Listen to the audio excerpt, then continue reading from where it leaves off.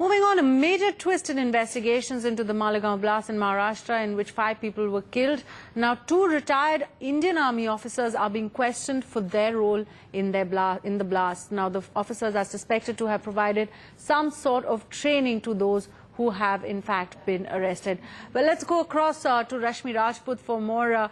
Rashmi, at this point in time, we do know that these 2 officers from the Indian Army, ex-Army officers, are being questioned by the Mumbai ATS. Is there any likelihood that they will be arrested?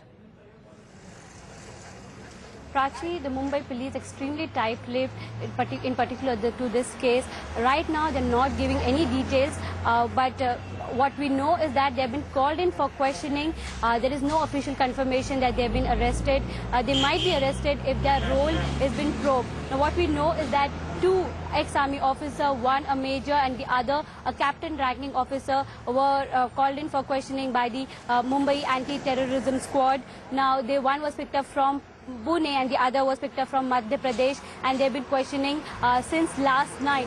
Now, these 2 people, their name propped up while the police was interrogating the Sadhvi Pragya Thakur. She, in the interrogation, told that these two ex-officers helped them in training, in handling of the explosive and also supply of the explosive.